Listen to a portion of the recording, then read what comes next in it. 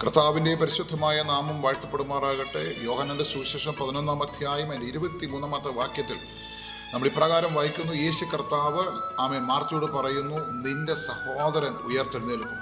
നമുക്കറിയാം പ്രിയപ്പെട്ടവരെ, യാതൊരു സാധ്യതയും യാതൊരു പ്രതീക്ഷയ്ക്കും വകയില്ലാത്ത ഒരു സ്ഥലത്താണ്, അല്ലെങ്കിൽ അപ്രകാരമുള്ളൊരു സാഹചര്യത്തിലാണ് യേശു കർത്താവ് വന്ന് മാർത്തയോട് പറയുന്നത്, നിന്റെ സഹോദരൻ ഉയർത്തെഴുന്നേൽക്കും. അവൻ മരിച്ച് 4 നാളായി, നാറ്റം വെച്ച് തുടങ്ങി, എല്ലാ പ്രതീക്ഷകളും മങ്ങിപ്പോയി.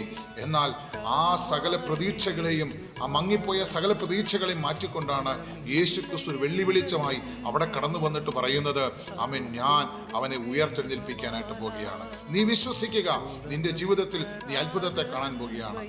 നോക്കിക്കേ, അവൾ വിശ്വസിച്ചു, അവിടെ കർത്താവ് അത്ഭുതത്തെ ചെയ്തു. ഇന്ന് പകലക്കാലം നമ്മൾ വിശ്വസിച്ചാൽ നമ്മുടെ പ്രതീക്ഷകൾക്കപ്പുറമായി, നമ്മുടെ മങ്ങിയിരിക്കുന്ന വിശ്വാസത്തിൽ ഹല്ലേലൂയ അതിനപ്പുറമായിട്ട്